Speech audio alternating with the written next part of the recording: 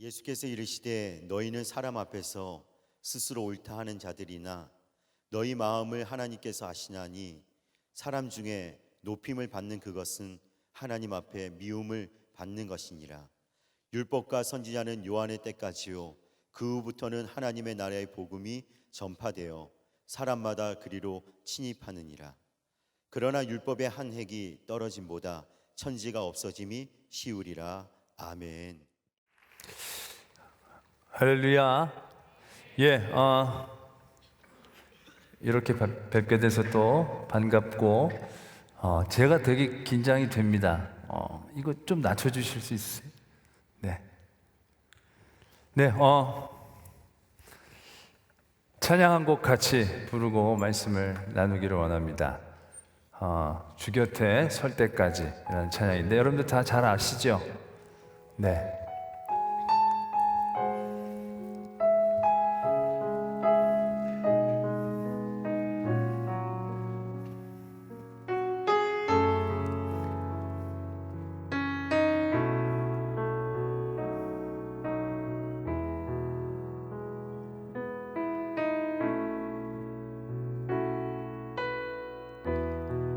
내게 주어진 삶이 한없이 버거워 또 의심하며 마음은 들려도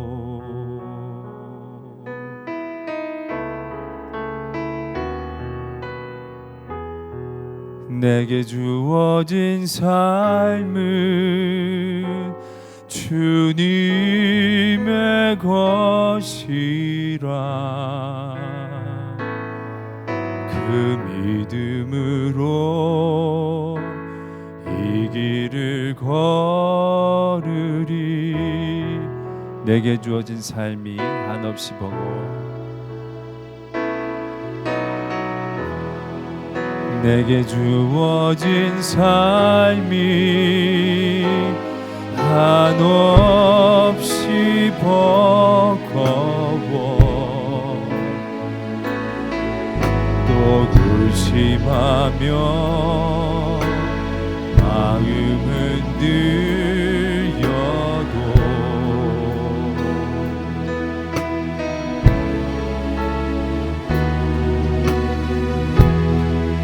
내게 주어진 삶은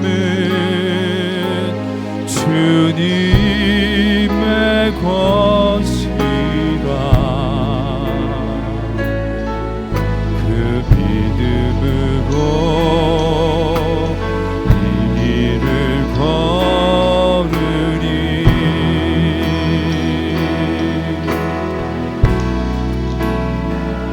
그 나라 주가 맡기셨으니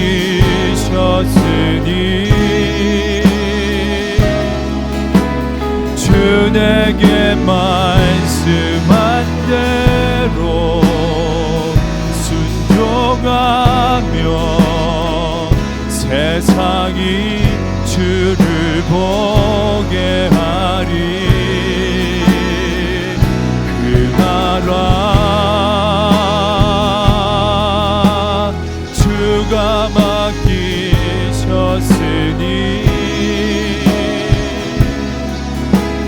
부르신 자리 섬기며 주만 예배하리. 주 곁에 설 때까지 내게 주어진 삶이 한없이 버거워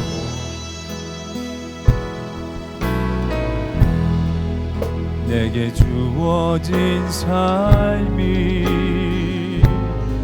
한없이 버겁고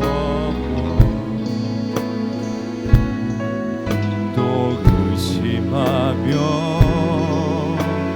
마음은 들려도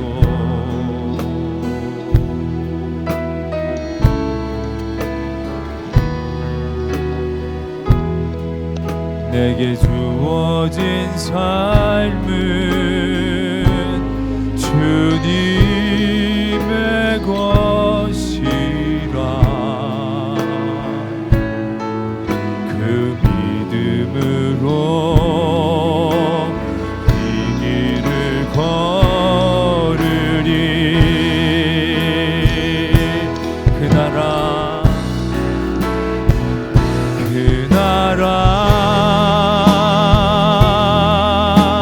주가 맡기셨으니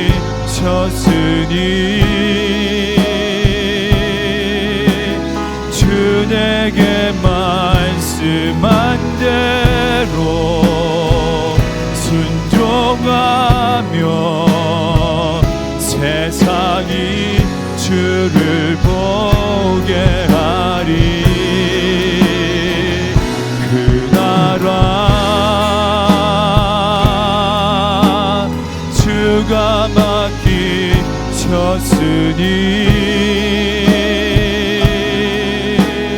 부르신 자리 섬기며 주만 예배하리. 주 곁에 설 때까지 그 나라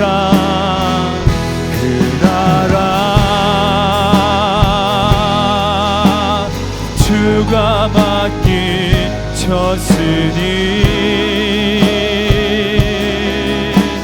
주 내게 말씀한 대로 순종하며 세상이 주를 보게 하니.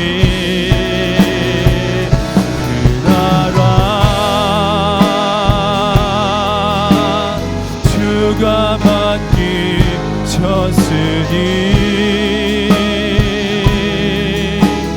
부르신 자리 섬기며 주만 예배하리. 주 곁에 설 때까지 그 나라 주가 맡기셨으니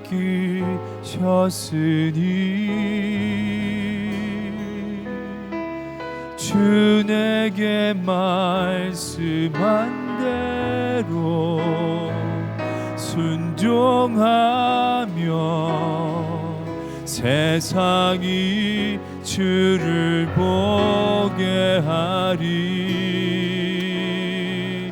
그 나라 주가 맡기셨으니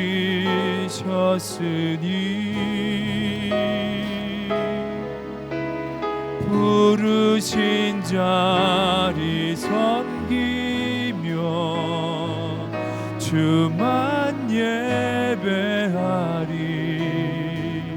주 곁에 설 때까지.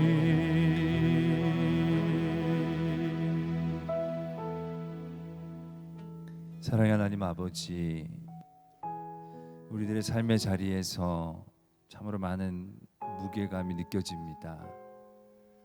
우리의 삶의 자리에서 길을 잃고 방황하는 그러한 경험들을 고백합니다.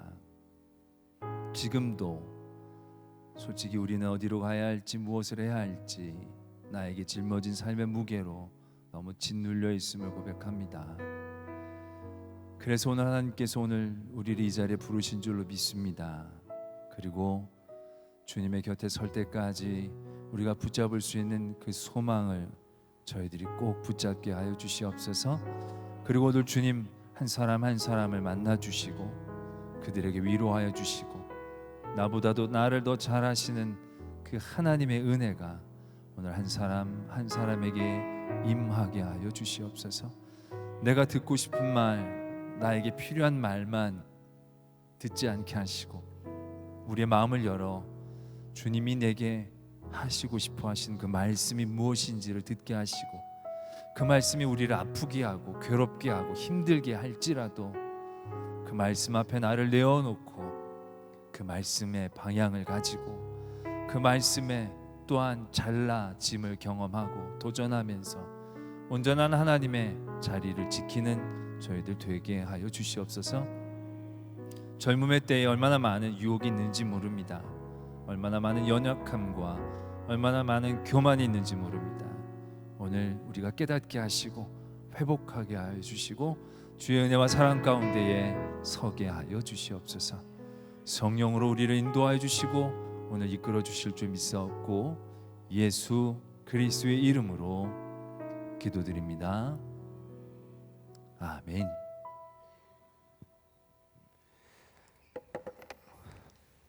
할렐루야. 굉장히 볼륨이 높은 것 같은데 저만 크게 들리나요? 여러분들도 크게 들리죠? 네. 네, 오늘 시험을 마치고 고3들도 많이 참여했다라고 하는데 우리 한번 시험을 마친 우리 수험생들 한번 잠깐만 손들어 보실래요? 네, 내리셔도 되겠습니다. 네, 잘 봤지요라는 질문은 하지 않겠습니다. 많이 힘들지요? 이번에 수능이 엄청 어렵게 나와가지고 기분이 좋은 수험생이 없을 줄로 압니다. 그러나 중요한 것은 여러분들이 시험 점수가 나쁘다고 여러분들이 가치 없는 사람은 아니다라는 것입니다. 공부를 좀 못할 뿐이지, 성적이 좀 떨어졌을 뿐이지 그것이 여러분들의 가치를 매겨주는 건 아니다라는 것을 분명히 깨닫기를 원합니다. 그런 걸 경험을 많이 해봅니다. 사람의 어떤 삶의 자리에서 가치의 기준은 늘 잘 바뀌는 것 같아요. 꼬마 때는요 보면 예쁜 애들 필요 없습니다. 뭐 공부 잘하는 애들 필요 없습니다. 뭐 애들끼리 모였는데 구구단 외운다고 애들이 알아주지 않습니다. 꼬마 때는 이 힘센 애들이 가치가 있는 애들이 됩니다. 근데 이게 학교를 가면 그때부터 이제 이게 바뀌는 거죠. 학교에서는 뭐 공부 잘한 것 이외에는 별다른 가치를 매기지 않게 되니까 학교 다닐 때는 공부 잘하는 사람들이 가치 있는 사람들로 여겨지게 됩니다. 그렇죠? 그래서 그 성적 순으로 줄이 세워지면서 그것이 마치 자기의 가치인 것처럼 여겨지게 되는 시기를 겪게 됩니다. 그러다 군대를 가보면요 또 완전히 가치가 달라집니다. 군대 가면 가본 분들은 아시겠지만 우리 자매들은 군대 얘기하는 거 싫어하는데 좀 들어주세요. 참고. 거기는요 이 좋은 학교 나온다고 알아주질 않습니다. 잘생겼다고 알아주질 않습니다. 오히려 좋은 학교에 나오면 너는 뭘로 그 학교를 들어가냐 이렇게 멍청한데 그러면서 얼마나 욕을 먹는지 몰라요. 오히려 대학에 다니다가 군대를 가면 욕을 더 먹어요. 네가 어떻게 대학에 가냐고, 발로 시험 나도 발로 시험 봐도 그렇게 네가 나온 학교 정도는 가겠다 욕을 먹습니다. 왜? 거기는 공부 잘하는 가치가 아니고요 욕을 먹는 이유는 다른 것이 아닙니다. 낫지를 잘 못하거나 짐을 잘 못 나르거나 뭐 이런 아주 일차원적인 일들을 못하면 욕을 먹고요 군대 가치는 일 잘하는 사람, 이 일머리는 또 공부머리랑 다르더라고요. 그런 사람들 군대 가면요 정말 진짜 높아 보이는 그런 경험들을 하게 됩니다. 그리고 사회에 나가면 결국 대부분의 시간들 가운데에 사람의 가치는 공부를 잘하는 것에 있지 않습니다. 뭐 제 친구들도 공부 잘하는 친구들도 있었죠. 공부 못하는 친구들도 있었죠. 그러나 동창회 모여보면 그때 1등 했던 친구들이 아직도 1등으로 인정을 받느냐? 그렇지 않습니다. 돈이 많은 친구들이 인정을 받는 그런 시대를 지나게 됩니다. 사람의 가치는요 때에 따라 많이 달라져요. 학부형 모임에 가면요 또 가치가 달라져요. 학부형들 모임 가운데는 어떤 엄마가 가치가 있겠습니까? 자기 엄마의 가치는 필요가 없어요. 그 엄마가요 좋은 대학에 나와도요 그 애가 꼴등하면요 그 엄마는 꼴등의 엄마지 명문대 나온 엄마가 아니에요. 그 엄마들 모임에서는요 반장 엄마가 반장이에요. 그렇지 않아요? 1등하는 엄마가 1등이에요. 그 자기가 어떤 능력을 가진 건 큰 의미가 없어요. 애의 가치가 자기 가치가 된다는 거죠. 제가 뭘 말씀을 드리려고 하느냐 하면 세상에서 지금 여러분들을 매기고 있는 가치의 기준들은 영원하지 않다는 겁니다. 상대적이라는 거죠. 여러분들 스스로를 생각하는 그 기준은 옳지 않습니다, 지금. 여러분들이 자기를 가치 있게 생각했을 때 가치 있게 생각하는 그 기준은요, 절대 옳지 않습니다. 여러분들 가운데 여러분들의 가치를 높이 생각하는 분들 가운데 그 가치의 이유가 뭡니까? 내가 좋은 대학에 다녀서 자기가 가치가 있다고 생각하십니까?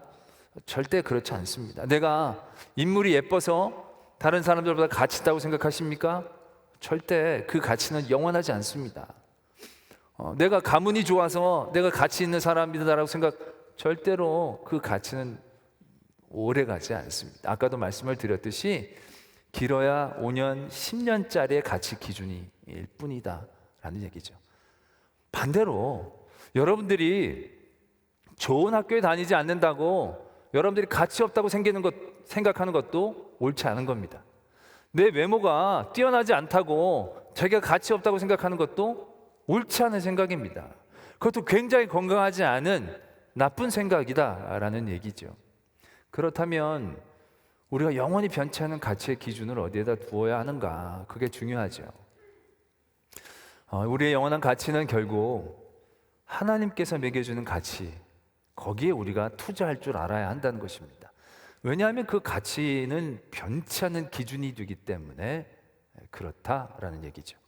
여러분들이 하나님 앞에 섰을 때 여러분들의 가치를 무엇으로 어필할 수 있겠습니까? 내가 좋은 학교를 입학하고 졸업했다는 거 하나님 앞에서는 큰 의미가 없죠. 뭐 진짜 그래서 so what이죠. 그래서 뭐 어쨌다는 거죠. 뭐 내가 돈을 많이 쌓아놓은 것도 하나님 앞에 가치의 기준이 되지 않는다는 거 너무나 잘 아실 거예요. 하나님 앞에서 내가 가치 있다라고 어필할 수 있는 기준은 무엇에 있겠습니까? 내가 10년, 20년 교회를 다녔다? 그게 가치의 기준이 되겠습니까? 물론 전혀 안 되는 것도 아니지만 더 정확하게 우리가 그 가치를 얘기하자면 하나님 앞에서 우리의 가치는 내가 하나님을 위해 얼마나 많은 것들을 버릴 수 있었는가, 거기에 나의 가치가 있다라는 것입니다. 누가복음에 보면 그런 말씀이 있습니다. 자기 소유를 다 버리지 아니하면 능히 내 제자가 되지 못하리라. 그 다음에 말씀이 이런 말씀으로 이어지는 것을 보게 돼요. 소금이 좋은 것이나 소금도 만일 그 맛을 잃으면 무엇으로 짜게 하리요? 다 버리면 능히 제자가 되지 못한다고 얘기하시면서 소금에 대한 얘기를 하고 계신다는 거죠. 소금의 가치는 아름다운 곳에 있는 게 아니죠. 소금의 가치는 빛나는 것에 있지 않습니다. 소금의 가치는 고운 곳에 있는 것도 아니고요. 소금의 가치는 딱 하나에 달려 있습니다. 짜냐 짜지 않느냐에 있다는 것이죠. 마찬가지입니다. 예수님께서 내 제자가 되어지는 기준이 뭐냐? 어떻게 해야 내가 예수님의 제자라고 얘기할 수 있느냐? 그 기준은 딱 하나라는 겁니다. 얼마나 버릴 수 있느냐, 버렸느냐, 버리고 있느냐. 내가 하나님을 위해 내 소욕을 얼마나 버렸느냐, 내가 하나님을 위해 내가 원하는 것들을 얼마나 버렸느냐, 내가 하나님을 위해서 내 얼마나 많은 시간들을 들였느냐, 결국 거기에 우리의 가치의 기준이 있다라는 사실들에 대해서 우리가 분명히 깨달아야 한다는 것입니다. 할렐루야. 오늘 나온 고3 우리 수험생 여러분들 가치 있는 줄로 믿습니다.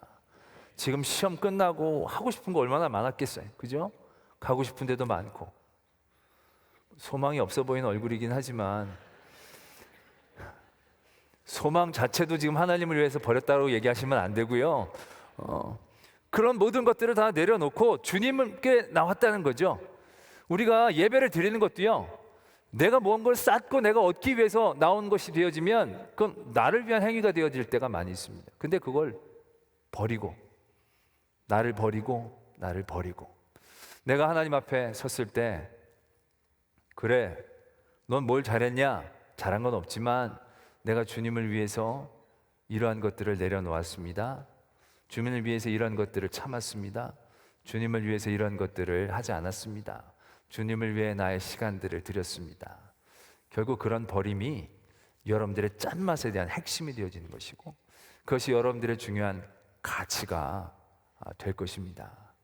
때문에 여러분들을 스스로 생각하는 가치의 기준들이 분명하게 그리스도를 위하여 버리는 버림이 되어지기를 도전합니다. 버리란 얘기를 하니까 굉장히 아멘 소리가 적은 것 같습니다. 좀 이렇게 옛날엔 안 그랬는데, 그래요. 버리는 거 이 얘기까지 안 하려고 그랬는데, 버리는 게 여러분들 되게 어렵고 힘든 거라고 생각하죠. 뭐 이해는 됩니다. 근데 이 예수님께서 다 소유를 버리면 능히 내 제자가 되리라고 얘기할 때 이 버림이라는 게요, 우리가 막 무조건 손해만 보고 무조건 어렵고 힘든 그런 과정으로만 이해하면 이게 진짜 지금처럼 우울한 아멘이 될 겁니다. 근데 예수님이 우리에게 버리라고 얘기하신 것은요, 그런 취지로 얘기하는 게 아니라는 걸 우리가 또한 분명히 알아야 하는 것입니다. 예수님이 여기에서도 말씀하신 것처럼 다 버려라고 얘기합니다. 그 앞절에도 보면 형제 자매 부모 미워하지 아니하고 목숨까지 미워하지 아니하면 내 제자가 되지 못한다. 자기 십자가를 지고 나를 따르지 않으면 능히 내 제자가 되지 못한다. 이제 이렇게 말씀하신 부분을 만나게 됩니다. 우리는 이 말씀을 접할 때마다 어떻습니까? 굉장히 무겁게 다가오지 않습니까? 과연 누가 이걸 이렇게 다 해낼 수 있는가? 근데 여러분들 이걸 이런 식으로 이해하면요, 굉장히 어렵고 힘듭니다. 제가 우리 교회에서 이 말씀을 나누면서 그런 얘기를 했는데, 제가 명성교회에서 사역하고 있었을 때 저는 이성교제를 금지했거든요.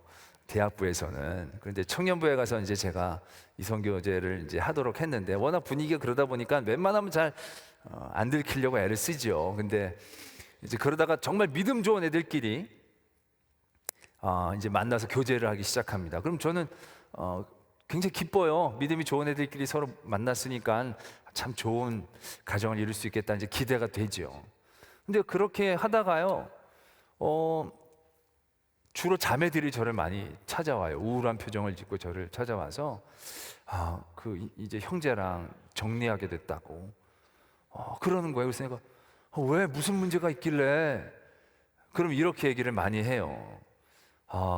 내가 너를 주님보다 사랑하는 것 같아서 더 이상 우리는 만남을 이어가면 안 되겠다. 그렇게 얘기를 하는 거예요.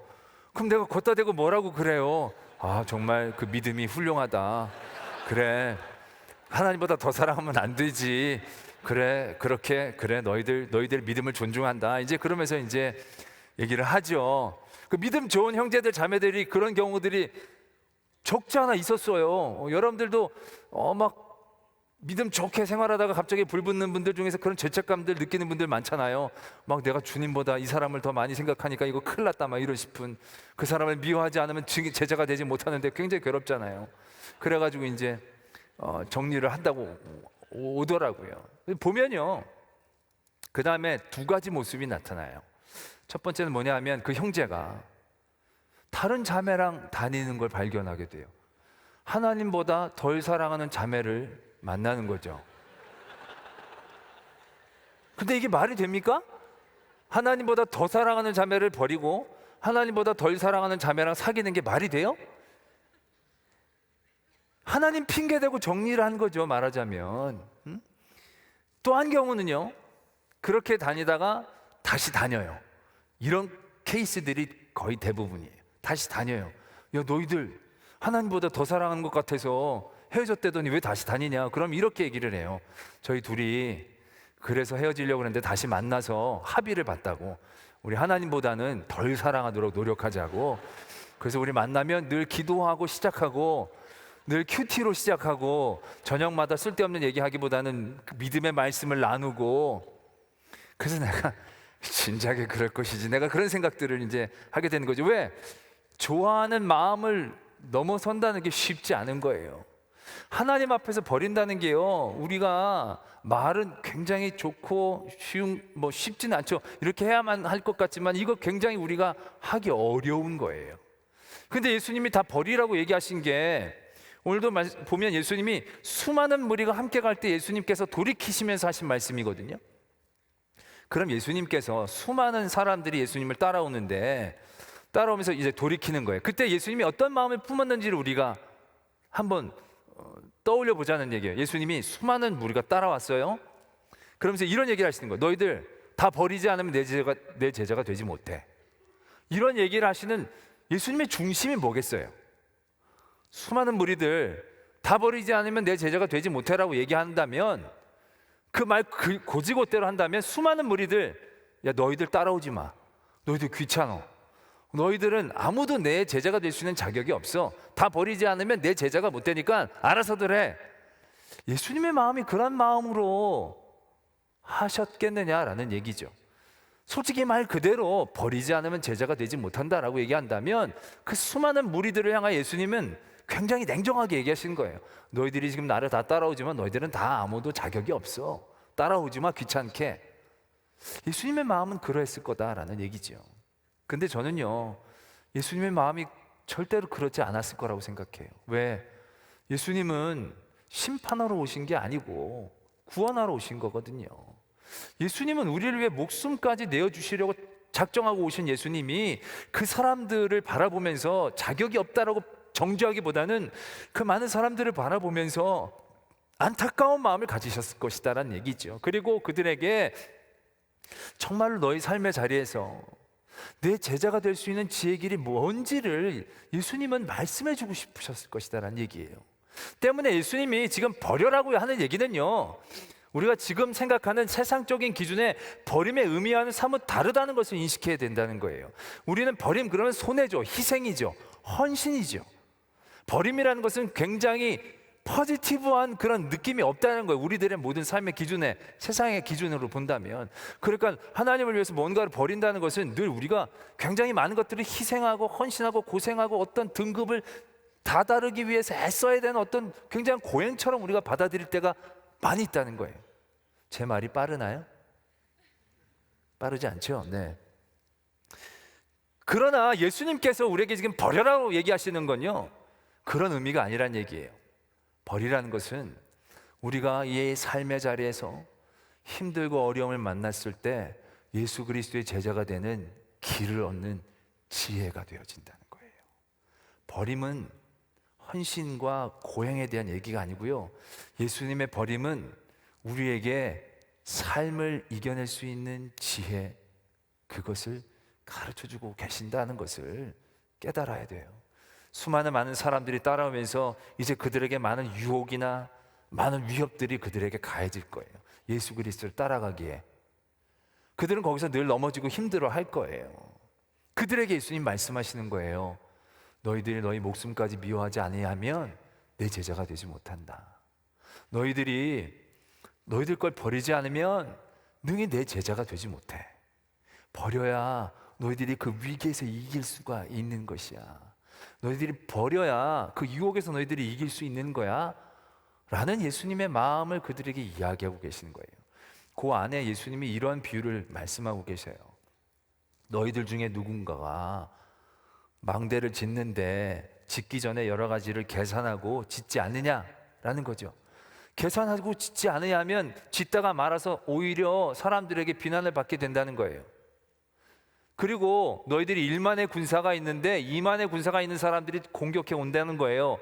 그럼 그 사람들을 너희가 전쟁을 하기 앞서서 계산해 보고, 아, 이건 전쟁하면 안 되겠다 생각하면 빨리 화친을 청해서 그 전쟁을 피하는 일들을 하지 않겠느냐라는 거죠. 지금 이 두 가지 행동은 무엇을 의미해요?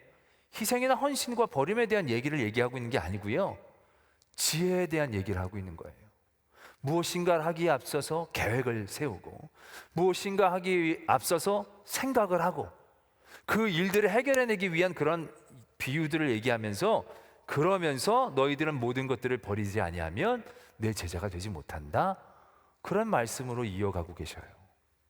버림은 지혜예요. 이 세상에서 여러분들이 힘들고 어려운 때를 만났을 때 그 힘든 것과 어려움을 이겨낼 수 있는 지혜가 버림에서부터 시작한다는 거예요. 제가 이렇게 보면요, 그 어려움을 얘기하는 많은 분들 그 상담을 이렇게 해보면 걱정이 많고 근심이 많은 분들에게서 보여지는 공통점이 있어요. 뭐냐면 그분들은 삶에 소중한 것들이 너무 많다라는 거예요. 다 걱정이에요.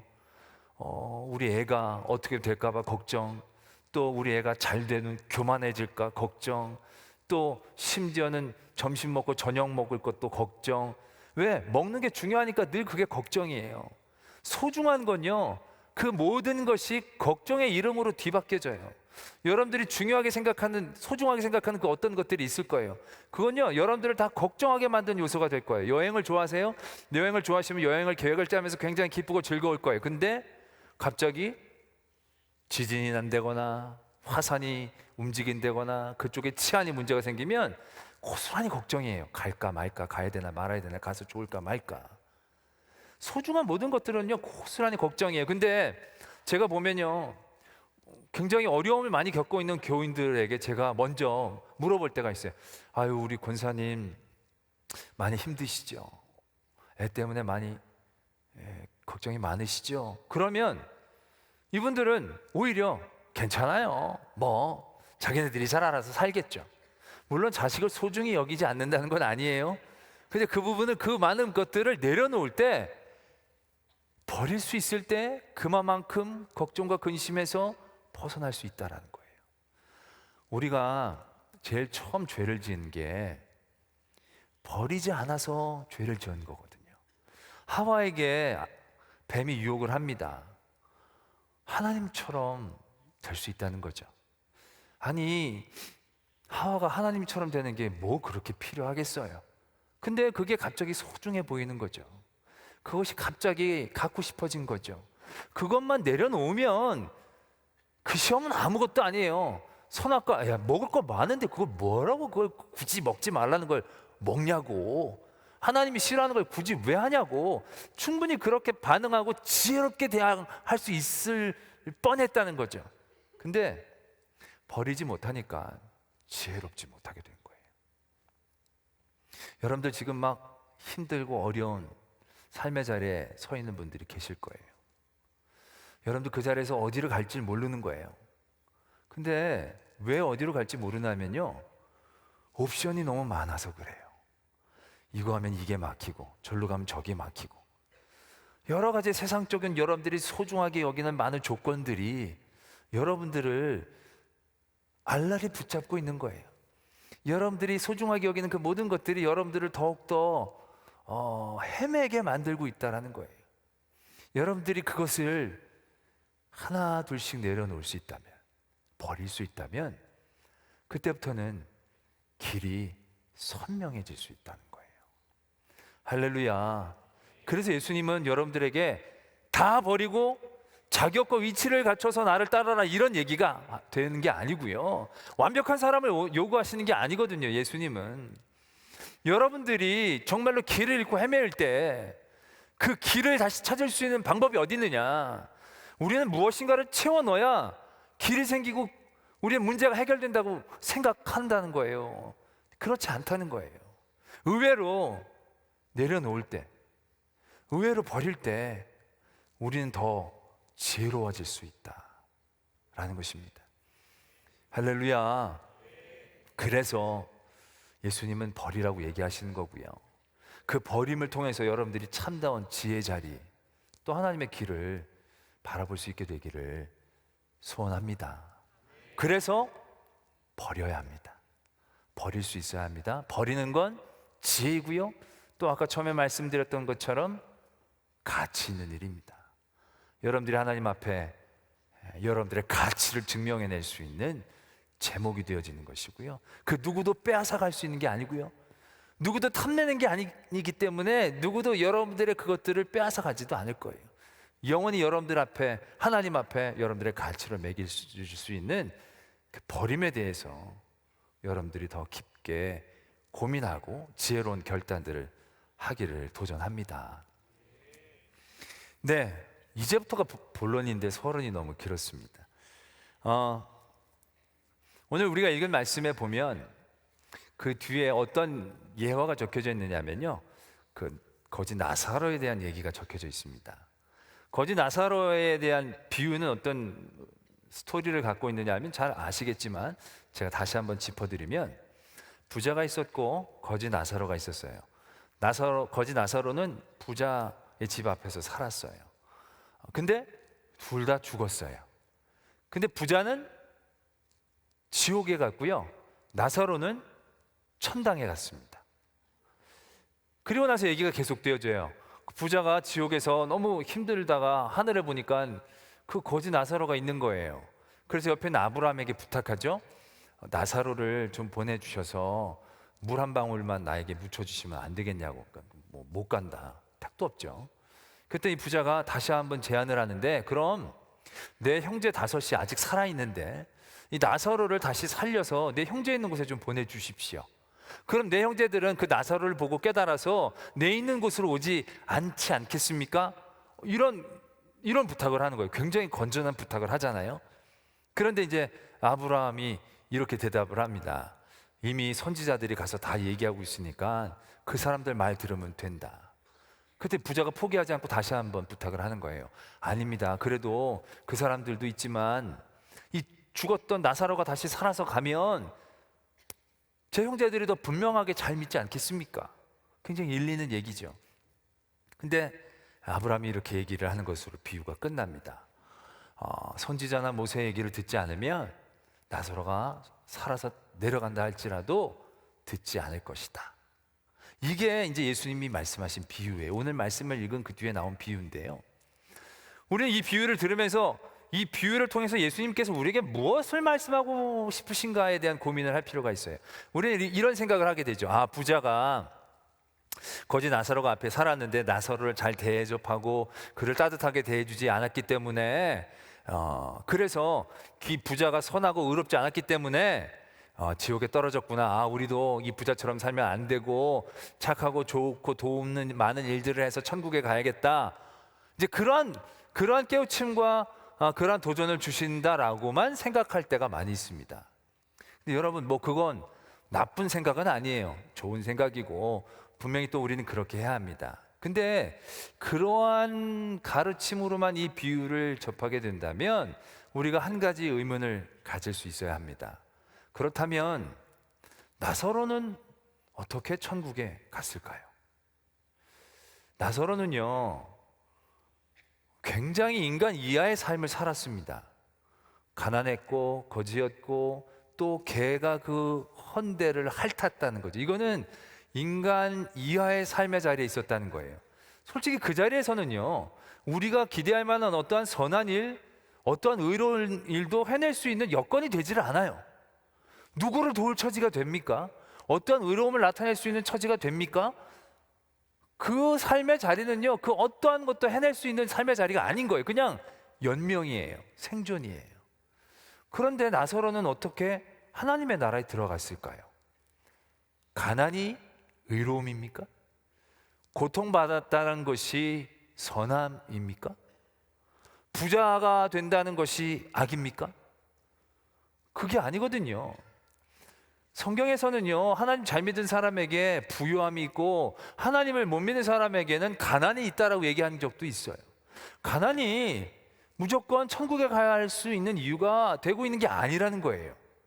나사로는요, 우리는 부자는 의롭고 선하지 못했기 때문에 지옥에 간다라고 생각하지만, 그럼 나사로는 뭐가 선하고 뭐가 의롭기 때문에 하나님의 나라에 갔느냐는 거죠. 나사로가 하나님의 나라에 간 이유에 대해서 우리는 분명히 묵상해 볼 필요가 있어요. 그러기 위해서 우리가 가져야 될 굉장히 세상적인 개념 하나를 내려놓아야 된다는 거예요. 우리는 믿음이라는 개념이 의롭다라는 개념으로 생각할 때가 많이 있어요. 믿음이라는 개념을 우리는 그냥 선함이라는 개념으로 생각할 때가 많이 있어요. 그러면 그러한 기준 가운데서는요, 나사로가 하나님의 나라에 간 것을 설명해낼 수 있는 방법이 없어요. 그러나 나사로가 어떻게 하나님의 나라에 들어갔는가? 말씀은요, 이렇게 적고 있어요. 나사로가 죽었을 때는요, 천사들이 그를 들어 아브라함의 품에 들어갔다, 이렇게 적고 있어요. 부자는 죽어 장사되었다라고 적고 있어요. 그리고 나서 이렇게 적고 있습니다. 아브라함이 부자에게 대답할 때 이렇게 얘기를 하고 있어요. 예, 너는 이 땅 가운데에서 즐거움을 가졌기 때문에 그런 고통을 당하지만 이 나사로는 살았을 때 고통을 당했기 때문에 이곳에서는 무엇을 받고 있다 라고 얘기를 하고 계세요. 무엇을 받고 있을까요? 네모 안에 어떤 단어가 들어가면 적당하겠습니까? 이 땅 부자는 즐거움을 당했기 때문에 고통을 당한 거고요. 나사로는 고통을 당하기 때문에 이 천국에선 즐거움을 누려야 되는 단어가 들어가는 게 적당할 거예요. 성경책 보고 컨닝하지 마시고요. 한번 생각해 보세요. 성경은 이런 단어를 표현하고 있습니다. 위로를 받고 있다라는 것입니다. 위로를 받고 있다. 나사로가 천국에서 즐거움을 누리고 있다. 고통을 받았기 때문에 그 고통을 받은 대가에 대한 기쁨을 누리고 있다. 이렇게 적고 있지 않고요. 위로를 받고 있다라고 적고 있습니다. 여기에서 나사로가 하나님의 나라에 들어갈 이유 하나를 우리는 생각해낼 수 있습니다. 나사로는 선한 일을 할 수 있는 처지가 아니었습니다. 나사로는 의로운 일들을 행할 수 있는 처지가 아니었습니다. 그는 이 세상에서 너무 힘들고 어려웠습니다. 그냥 자기 숨만 쉬는 것도 고통스러운 삶의 시간을 경험했습니다. 그 삶의 자리에서 나사로는 하나님과의 관계를 생각하기 시작한다는 거죠. 하나님의 위로를 바라는 하나님을 향한 마음을 그가 품고 있다라는 것입니다. 의로움과 선함과는 좀 다른 얘기입니다. 나사로는 그 삶의 자리에서 어떠한 소망함도 없을 때 하나님의 위로를 바라는 하나님과의 관계를 생각해내고 있다는 거죠. 그래서 나사로가 죽을 때 그 죽음을 어떻게 묘사하고 있는가? 아브라함의 품에 들어갔다 라고 이야기하고 있다라는 것입니다. 믿음은 의로움에 대한 이야기가 아니고요, 믿음은 사랑에 대한 이야기입니다. 우리는 믿음이 좋은 사람을 생각할 때 예배를 잘 드리고 선한 일들을 많이 하고 의로운 일들을 많이 하는 사람들을 떠올리게 됩니다. 그러나 그 당시에 바리새인들은요, 오늘 우리가 읽었었던 것처럼요, 사람들이 다 옳다라고 얘기했던 사람들이에요. 그 당시 바리새인들은요, 모든 사람들이 선하고 옳다라고 여겼던 사람들이에요. 왜? 그들은요, 예배를 철저하게 드렸고요, 많은 봉사와 헌신을 했고요, 하나님의 법에 철저하게 드렸던 사람들이에요. 사람들이 보기엔 그들은요, 선하고 의로운 사람들이었어요. 그러나 하나님이 보기에 그의 옳음은 하나님의 마음에 적당한 게 아니었다는 거예요. 하나님은 그 마음을 보고 계신다라는 것이. 나사로는 옳거나 선할 능력도 없었어요. 삶의 위치도 아니었었어요. 그런 사람들에게 선함과 옳음을 강요한다면 그것은 얼마나 불공평한 이 세상이 되어지겠냐는 거예요. 삶의 자리에서 아무것도 할 수 없는 삶의 자리에 그 사람은 천국에 갈 수 있는 능력도 자격도 기회도 얻지 못하는 그러한 삶의 자리에서 그냥 사라져 버릴 것이다라는 얘기죠. 그러나 하나님이 원하시는 것은 선함과 의로움, 거기에서 멈추고 있는 게 아니라는 거예요. 하나님을 향한 마음인 거죠. 그의 고통 가운데에서 하나님의 사랑을 바라는 그의 중심, 그것이 나사로가 하나님의 나라에 들어갈 수 있는 이유이다라는 것입니다. 오늘 우리가 읽은 말씀 앞전에 굉장히 재미있는 비유 하나를 예수님께서 또 들고 계세요. 그 비유를 많은 사람들은 이러한 제목을 붙입니다. 옳지 않은 청지기의 비유라고 적고 있습니다. 이게 어떤 비유냐면요, 어떤 청지기가 있었는데 이 청지기가 주인의 재물을 소비한다는 소문이 든 거예요. 그래서 주인이 그것을 듣고 이 청지기를 해고시키려고 하고 있어요. 청지기가 그 사실을 알았어요. 그걸 알고 나서 고민하기 시작하는 거야. 이제 내가 어떻게 먹고 살지? 내가 힘이 없어서 농사도 못하고 내가 기술이 없어서 아무것도 내가 못할 텐데 이제 난 어떻게 살지? 고민하다가 그가 한 가지 생각을 해냈어요. 뭐냐면 주인에게서 꼬간 사람들을 다 부른 거예요. 그리고 그 사람들에게 증서를 갖고 오라고 한 다음에 너 얼마를 꿨냐? 나 기름 100마를 꿨습니다. 그럼 이리 내보라고. 그 50말로 딱 줄여서 그에게 주는 거예요. 이건 얼마나 더 못되고 얼마나 옳지 않은 일이에요. 그렇죠? 아니 여태까지 소비해 먹은 것도 큰 죄인데 이게 자기가 말하자면 문서 위주죠. 문서를 위조해가지고 사람들 걸 깎아주고 있는 거예요. 이 정도 되면 어떠한 결말이 예상이 되어지느냐? 옥에 갇히고 이를 갈며 슬피 울게 되어지는 결말을 맞이해야 하는 거예요. 근데 너무 재밌는 건요, 예수님께서 그 제자에 대한 얘기들을 하시면서 이렇게 말씀이 적혀 있는 거예요. 주인이 이 옳지 않은 청지기가 이를 지혜 있게 하였으므로 칭찬하였다, 이렇게 적고 있어요. 아니, 칭찬받을 일이 있나요? 우리가 옳고 그름의 문제 가운데에서 이 비유를 바라보면요, 이해하기가 어려워요. 왜? 계속 옳지 않은 일만 저지르고 있거든요. 그런데 그를 지혜롭게 평가한 이 주인은 어떠한 기준을 가지고 이 청지기를 이야기하고 있느냐면요, 불의의 재물로 친구를 사귀라. 그리하면 그 재물이 없어질 때에 그들이 너희를 영주할 처소로 영접할 것이다. 이렇게 적고 있다는 거예요.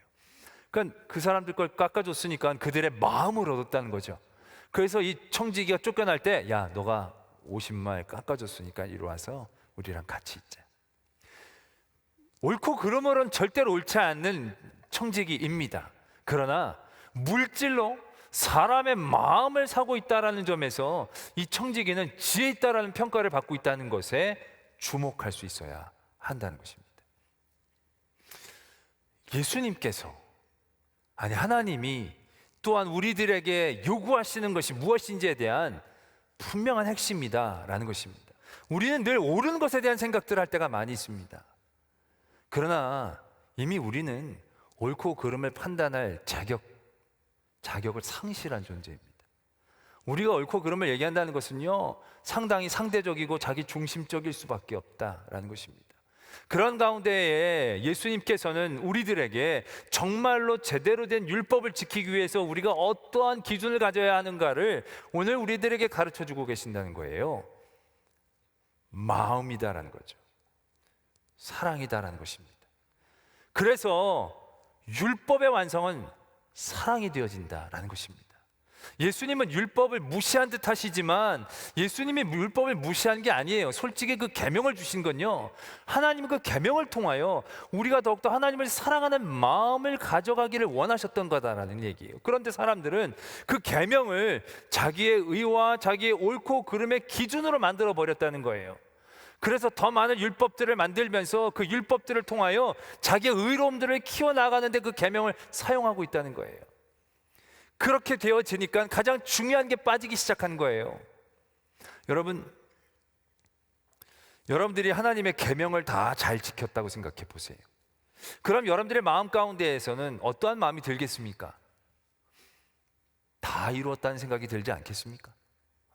내가 이 계명을 잘 지켰어요. 제가 그런 얘기들 많이 들어요. 목사님, 왜 나에게 이런 일들이 있는 겁니까? 제가요, 예배 한 번도 빠지지 않고 예배 잘 드렸는데 왜 이런 일들이 있는 겁니까? 내가 헌금 생활 굉장히 잘했는데 왜 나에게 이런 어려움들이 있는 겁니까? 이런 항변을 많이 들어요. 내가 고3 때 얼마나 기도 생활 열심히 하고 성경 많이 읽고 예배 한 번도 안 빠지고, 그런데 왜 나는 시험을, 그때 예배 빠지고 공부한 애들은 저렇게 잘 보고, 그런 항변을 들을 때가 많이 있어요. 여러분, 그러한 얘기 가운데에서 주목해야 될 게 바로 뭡니까? 자기가 드리는 예배를 다 기억하고 있다는 거예요. 자기가 하나님한테 했던 헌신들을요, 다 자기의 의로 바꿔놓고 있다는 거예요. 내가 하나님 앞에 뭔가 거래할 수 있는 거리로 만들어 놓고 있다는 사실이에요. 하나님이 계명을 우리에게 주신 것, 안식일을 지켜라, 간음하지 말아라. 간음하지 말라는 게 간음하지 마는 걸로 끝나는 게 아니에요. 사람들은 그래서 간음하지 말라는 법을 지키기 위해서 말씀도 적혀져 있지만, 간음하는 법을 어기지 않기 위해서 이혼 증서를 내주면 그 법을 어기지 않는 것으로 인정해 주기 시작한 거예요. 근데 원래 간음하지 말라는 건 그 이혼 증서를 줘서 보내라는 얘기가 아니거든요. 근데 사람들은 이 법을 어기지 않기 위해서 또 다른 법을 만들어 가면서 자기 의만 생산해 내는 거예요. 근데 하나님이 가늠하지 말라라고 말씀을 주신 건 그런 모든 삶의 자리에서 더욱더 사랑하는 마음 가운데 집중하라고 주신 거거든요. 더욱더 서로를 사랑하고 서로를 버리지 않기 위해 끊임없이 노력하라고, 그 마음을 가지라고 이 법을 주신 건데, 사람들은 이걸 자기 의로 바꿔놓는 도구로 삼고 있다는 거예요. 예수님은 그걸 안타깝게 여기시는 거예요. 그래서 나는 율법을 폐하러 온 게 아니라 율법을 완전케 하러 오셨다는 거예요. 하나님이 우리에게 원하시는 것은요, 의로움과 선함이 아니라는 거예요. 하나님이 우리에게 원하시는 건 하나님을 향한 사랑이라는 거죠. 하나님을 향한 우리의 마음과 하나님을 향한 나의 방향성이라는 거예요. 우리는 내가 나의 믿음을 생각할 때 그런 기준을 많이 세우죠. 내가 예배도 잘 드리고 몇 년 믿고 헌금 생활도 잘하고, 그래서 내가 믿음이 좋은 줄로 알아요. 여러분, 믿음이 좋은 건 의롭다라는 얘기를 하는 게 아니에요. 믿음이 좋다는 건 율법을 잘 지켰다는 얘기를 하고 있는 게 아니에요. 믿음이 좋다는 건 내가 얼마나 하나님의 사랑의 마음으로 눈물을 흘릴 줄 아느냐는 것을 의미하는 거예요. 믿음이 좋다는 것은 내가 지금 몇 가지 죄는 졌을지라도 하나님을 향한 내 마음을 놓치지 않는 것을 의미하는 거예요. 율법이라는 게 우리를 완전하게 의롭게 하는 것 같지만, 여러분, 율법이라는 것은 아무것도 설명해 주질 않아요. 여러분, 주일을 지키는 게 중요하죠. 그러면 주일 한 번 빠지면 지옥에 갑니까? 주일 한 번 빠지면 지옥에 가요? 지옥에 가는 것 같지는 않죠. 생각해 보세요. 그죠? 그럼 두 번 빠지면 갈까요? 이것도 좀 봐주실 것 같죠? 그럼 세 번 빠지면 갈까요? 세 번까지는 좀 위험할 것 같아요? 네 번은요? 다섯 번은요? 갈수록 문제가 어려워지죠. 결정적인 질문 하나 할까요? 주일을 한 번도 안 빼먹으면 하나님의 나라에 갈까요? 주일을 하루도 안 빼먹으면, 새벽 기도를 하루도 안 빼먹으면 100% 하나님의 나라에 갈 수 있을까요? 하나님의 나라는 주일 출석률로 가는 게 아니에요. 하나님의 나라는 새벽 기도 출석률로 가는 게 아니에요. 하나님의 나라는 믿음으로 가는 거예요. 그 믿음은 출석률이 아니거든요. 헌금을 많이 했던 그 액수가 아니거든요. 그 믿음은 하나님을 향한 나의 마음이거든요. 그리고 이 마음은 누가 평가해 줄 수 있는 종류가 아니거든요. 이건 하나님과 나만이 알 수 있는 거거든요. 예수님은 많은 우리들의 부족함을 누구보다도 더 잘 아시는 분이세요. 우리가 그 하나님 앞에 서게 되어지는 그 삶의 자리는 완벽하지 않을 걸 누구보다도 더 잘 아시는 거예요. 법에 대한 우리의 의로움과 선함이 아니고 그 율법을 제대로 지키고자 하는 우리들의 마음과 하나님을 향한 깨어있음, 거기에 있어야 되는 거예요. 예배를 매주 드린다라고 다 되는 게 아니고요. 예배를 드림을 통해서 내가 하나님을 향한 사랑을 회복하려고 늘 애쓰고 힘써야 한다는 거예요.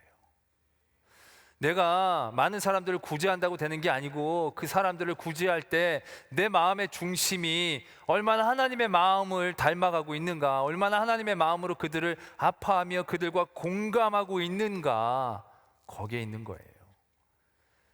내가 많은 사람들을 돕는다 할지라도 사랑이 없으면 아무런 소용이 없다라는 거죠.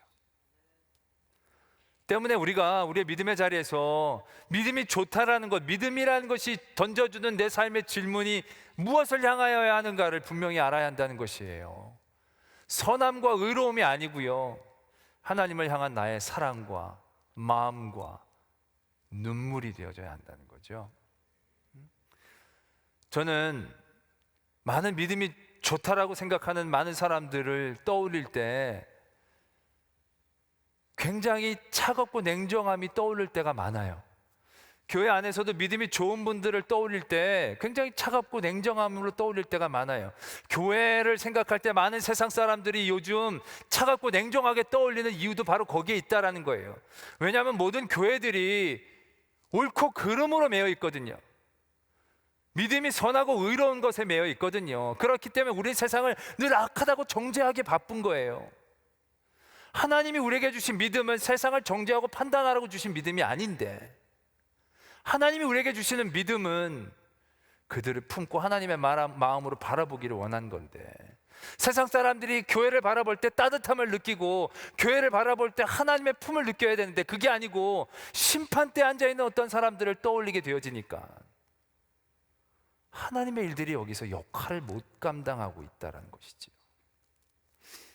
얼마나 옳고 그름이라는 게 의미가 없는 건데, 제가 전에도 한번 말씀드린 적이 있는 것 같은데 어떤 이민교회가 분쟁에 휩싸이게 됐어요. 뭐 때문에 분쟁에 휩싸였냐면 어떤 분이 피아노를 기증해 주셨는데, 그랜드 피아노를 기증해 주셨는데 그 그랜드 피아노를 강단 위에 올리느냐 강단 밑에 내려놓느냐 그거 가지고 싸우기 시작했는데 그걸로 결국 교회가 분열이 된 거예요. 뭐 악기를 거기다 올려놓는데 아니 이건 피아노는 이래가지고 막 거기서 막 신앙 논쟁에 묻고 뭐 그래가지고 막 싸워서 흩어진 거죠. 수년이 흐른 다음에 양쪽에 우두머리격이 된 장로님들이 슈퍼마켓에서 서로 마주쳤다는 거예요. 그러면서 첫 마디가 뭐였냐면, 그때 장로님이 피아노를 올리자 그랬습니까? 제가 올리자 그랬습니까?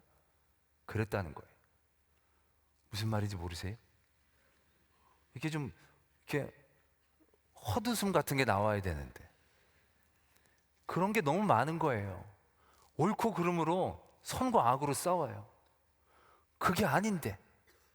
여러분, 옛날 어떤 그 대천덕 신부님인가 그런 얘기를 한 적이 있어요. 찬송가 중에 마귀들과 싸울지라 죄악 벗은 형제여 저기 고함치는 무리들은 적군 아닌가 무섭고도 더러운 죄 모두 떨쳐버리고 주 예수 붙들라 영광. 이거 근데 이 찬송가가 북군이 남군을 향하여 진격할 때 불렀다는 거예요. 거라는 거예요. 남군이 악인 거예요. 자기네들은 노예제도 해방하고 저 사람 노예제도를 하기 때문에 악인 거예요. 물론 그런 부분도 있지만요, 믿음의 사람들이요 놀랍게도요 그 믿음이란 부분이 사랑이 아니라 의로 선으로 여겨지게 되면서 자기가 누구를 정죄할 수 있는 자리에 서 있게 되는 것으로 착각하게 만든다는 거예요. 자기가 율법 몇 개 지키기 때문에 그 율법을 지키지 않는 많은 사람들을 정죄해도 된다라고 착각하게 만든다는 거죠. 하나님이 그 율법을 지키라는 것은 그 율법을 지킴을 통하여 하나님의 마음을 알아가기를 원하시는 거고, 그 마음을 알아가면서 그들을 불쌍히 여기고 품는 마음을 품기를 원하셨는데 우리는 어느덧 심판자의 자리에 쓴 거예요. 어느덧 우리는 재판장이 되어버릴 때가 많이 있다는 거예요. 우리가 율법에 매이면 참 놀라운 현상이 일어나요. 뭐냐면 말씀을 다른 사람을 찌르는 칼로 사용하기 쉬워진다는 거예요. 자기가 좋을 대로 말씀을 인용을 해요. 그러나 말씀은 자기를 찌르는 칼이 되어져야 하는 거거든요. 상대방을 공격하는데 말씀을 사용해요. 요즘도 보면 동성애에 대해서 얘기가 많은데 동성애자들을 서로 옹호하고 찬성하는 기독교 안에서요 다 뭘 사용하는지 아세요? 다 성경 말씀을 사용해요. 성경 말씀으로 상대방을 찌르고 있는 거예요. 말씀으로 상대방을 악으로 규정하는 거예요. 하나님이 그걸 위해서 말씀을 주신 게 아니거든요. 말씀은 자기를 향해 찌를 수 있어야 된다는 거예요. 하나님을 향한 마음을 가지면요 말씀이 자기에게 돌아와야 한다는 거예요. 자기를 변호하고 누구를 공격하는 데 사용하는 것이 아니고 자기를 깨닫는 말씀으로 사용해야 된다는 것이에요. 동성애를 정죄하는 사람들에게는 사랑의 말씀이 그들을 아프게 하는 게 맞는 현상인 거거든요. 그 말씀을 통하여 그들을 불쌍히 여기고 그들을 품기 위해 애쓰고 힘쓰는 마음을 가져야 되는 걸 말씀을 통하여 그들이 얻어야 되는 거예요. 동성애를 옹호하고 난 동성애를 하는 사람들은 동성애가 죄라는 말씀을 그들 스스로를 찌르는 칼로 사용해야 된다는 거죠. 그리고 그 죄에서 벗어나기 위해 애쓰고 안간힘을 써야 하는 그런 하나님의 말씀에 대한 깨달음이 있어야 되는데 서로 자기가 편리한 것들만 사용하고 남을 찌르는 칼로 말씀을 사용하고 있다는 거죠. 왜요? 율법이 되니까, 마음이 아니고 율법이 되니까 그 율법이 다른 사람들을 찌르는 나의 무기가 되고 있다는 것이지. 하나님이 우리에게 주신 말씀은 누구를 죽이라고 주신 말씀이 아닌데, 우리는 그 말씀으로 얼마나 많은 사람들을 죽이고 있는가라는 것이죠. 제가 그런 얘기를 들었어요. 광주에 어느 절이 있는데 그 절 위에 교회가 있대요. 절 위에. 근데 그 교회가 어떤 교회냐면, 절이 그 땅을 교회에 주어서 그 교회를 지었다는 거예요.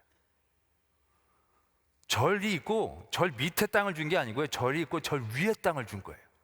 그 대단히 이해가 안 되지 않아요? 왜 그랬냐면, 그 목회를 하시는 목사님이 넉마를 줍고 힘들고 어려운 사람들을 너무 잘 섬긴다는 거예요. 그래서 그것에 감동을 받아서 그 절의 주지승이 그 땅을 교회를 짓기 위해 줬다라는 거예요. 와, 그 승도 굉장한 승이에요. 법이 있으면, 법으로 따지면 줘도 안 받아야 돼요. 그렇죠? 절당해 무슨 안 받는다고. 근데 그게 아닌 거죠. 결국 사랑이 그 승의 마음을 감동시킨 거고, 사랑이 그곳에서 하나님의 교회를 세울 수 있는 터를 얻게 하는 거죠. 법으로 하는 게 아니라는 거죠. 근데 요즘 우리 기독교인들은 너무 배타적이고 폐쇄적이에요. 왜? 율법을 붙잡으니까. 그 말씀이 누군가를 정죄하는 데만 사용되어지니까 우린 늘 배타적일 수밖에 없는 거예요. 늘 죄인이고 이방인들밖에 우리 주변에 없는 거예요. 그러나 예수님은 그 이방인과 세리와 창녀들 그 가운데 서실 수 있었다는 거예요. 율법을 어기면서 왜 거기 있습니까? 사람들은 비난했지만 예수님은 얘기하신 거예요. 이것이 율법의 완성이다 라는 것입니다. 우리의 믿음이 좋아졌다라는 것은 누구를 평가하고 판단할 수 있는 자리에 섰다라는 것을 의미하는 게 아니고요, 누군가를 품을 수 있게 되었다라는 것을 의미해야 한다라는 것입니다. 내 믿음이 자랐다라고 얘기하는 것은 어떤 누구의 잘못을 잘 분별해낼 수 있게 되어진 것을 의미하는 것이 아니라, 어떤 사람의 잘못이 그렇게 나에게 큰 화나 분노가 아니라 그 불쌍함으로 보여지게 되어지는, 그러한 마음을 갖게 되어지는 것을 의미한다는 것을 깨달아야 한다는 것입니다. 그래서 믿음이 좋은 사람은 하나님의 마음을 잘 아는 사람, 조금 부족해도 더 많은 사람을 사랑할 수 있는 사람, 많은 것 갖지를 못해도 많은 사람들을 또한 생각할 줄 아는 사람, 그런 사람이다라는 것을 우리들이 늘 깨달아야 한다라는 것입니다. 요즘 교회가 많이 어렵고 힘들죠. 여러분들 마음도 굉장히 힘들 거다라고 생각을 합니다. 저는 이번에 이런 일들을 겪으면서 그동안 너무나 많은 이들을 정죄했던 저의 모습들을 다시 한번 깨닫게 되더라고요. 저는 여러분들 원로 목사님에 대해서 누구보다도 신뢰하는 사람입니다. 왜냐하면 그 마음을 저는 너무 잘 알고 있기 때문에 그 마음을 저는 신뢰합니다. 행동의 잘못과 잘잘못 여러 가지 얘기가 있겠지만 그건 나중에 뭐 평가가 되겠고요. 하나님을 사랑하고 생각하는 그 마음의 중심이 저는 그분을 신뢰하는 단 하나의 이유이고, 또 평가하고 판단하지 않고 또한 품게 되어지는 이유가 되어진다는 것입니다. 여러분들도 많은 정죄를 당할 수도 있을 것입니다. 칭찬받는 교회에서 비난받는 교회로 된다는 것이 결코 쉬운 자리는 아닐 겁니다. 그 자리에서 여러분들을 비난하는 사람들을 똑같이 비난하거나 또한 미워하지 않기를 바랍니다. 충분히 그럴 수 있다. 이해하고 받아들일 수 있는 그러한 성숙함이 도전되어지기를 원합니다. 그래서 여러분들, 담임 목사님이 그때 위임식 때도 그런 얘기를 했어요. 우리가 삶으로 증명해내자라는 얘기. 참 그 말을 듣고 많은 안도감을 그때 경험했습니다. 여러분들의 중심이 더욱더 하나님을 향하기를 원합니다. 그리고 그 사랑의 마음으로 세상을 품고 변화시킬 수 있는, 세상을 지적하고 가르치는 게 아니고 품고 변화시킬 수 있는 그러한 귀한 하나님의 사람들로 세워지기를 도전합니다. 찬양하고 한번 기도하겠습니다. 나를 통하여 우리 찬양하겠습니다.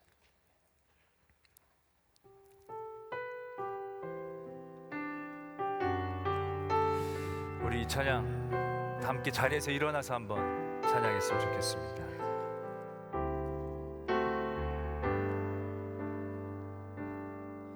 지금 서 있는 이곳에서 높임을 받으소서. 내가 밟는 땅 주님의 땅이니 하늘이 주의 이름 높이 올리며 넓은 바다가 주를 노래해. 모든 만물 주를 경배해. 모든 입술 주를 찬양해.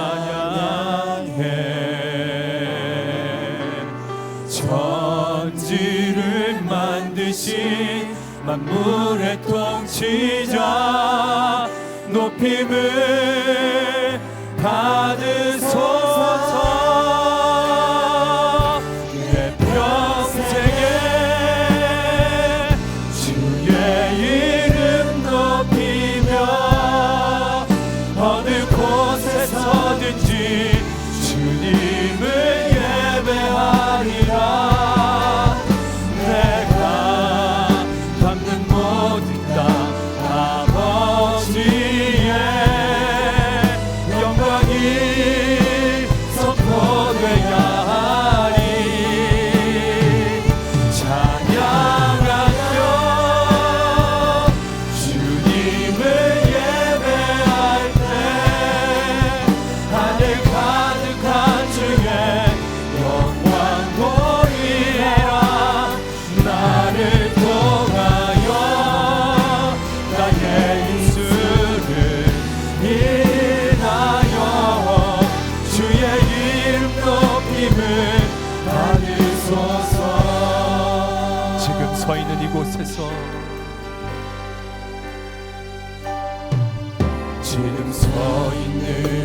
이곳에서 높임을 받으소서.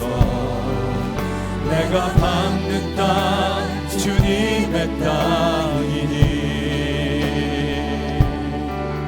하늘이 주의 이름 높이 올리며 넓은 바다가 주를 노래해.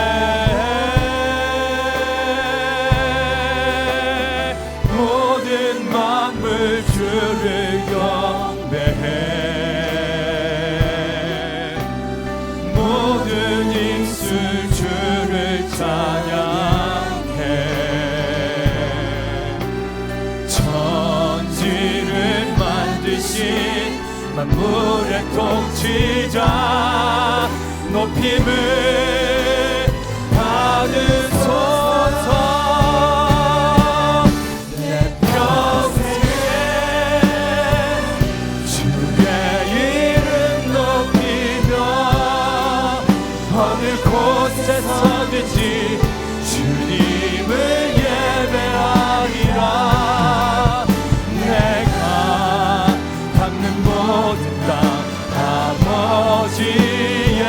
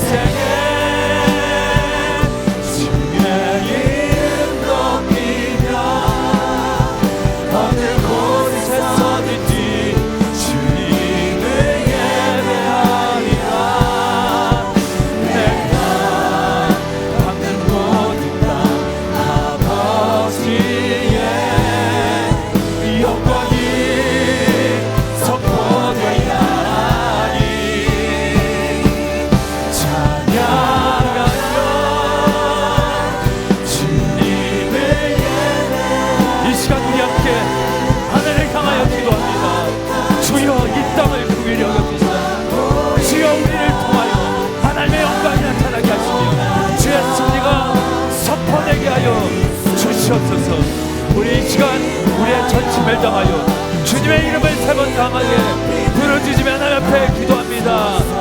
주여, 주여, 주여. 아버지 하나님, 우리와 함께하여 주시옵소서. 우리를 도와주시옵소서. 우리와 함께 역사하여 주시옵소서. 우리의 모든 삶의 자리에서 하나님을 사랑하는 믿음이, 하나님을 사랑하는 우리의 마음이 벗겨지기를 원합니다. 선과 의의 자리에서 우리가 세상의 유혹 가운데 넘어질 때가 너무 많이 있습니다. 아버지 하나님, 우리의 선함은 하나님을 향한 사랑입니다.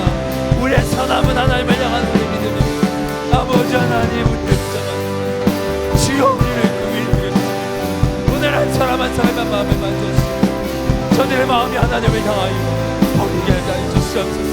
버림을 통하여 하나님의 놀라운 은혜를 깨닫게 하시고 지혜의 길을 만나게 하여 주시옵소서. 아버지 하나님, 땅 가운데 있는 수없이 많은 유혹과 하나님, 아버지 하나님, 우리가 버림을 통하여 그 지혜의 길을 깨닫게 하여 주시옵소서. 아버지, 우리 청운병선교회 청년들 한 사람 한 사람 그 마음을 지켜주시고 우리 대학교 지체진지 함께 하여 주시고 아버지, 저들을 통하여 하나님 함께 하여 주시고 지켜주시옵소서.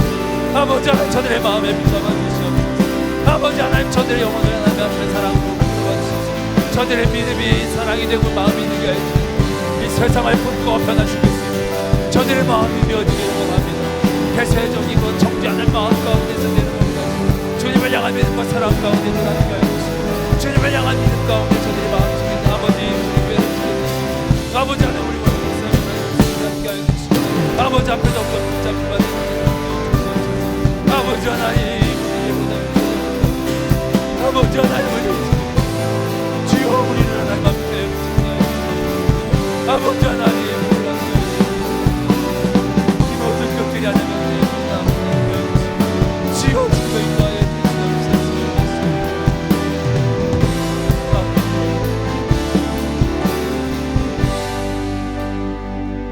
내 평생에 주의 이름 높이며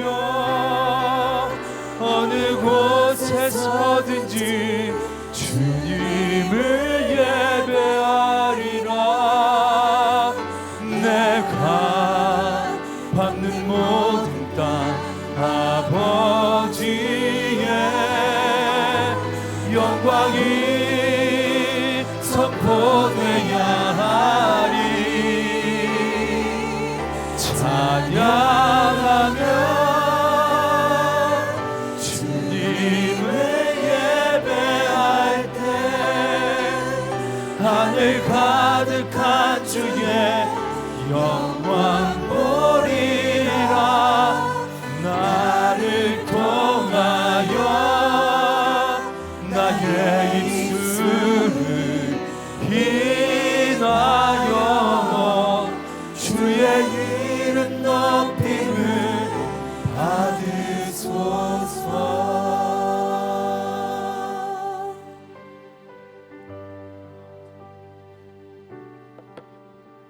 지켜 인도하여 주심을 감사합니다.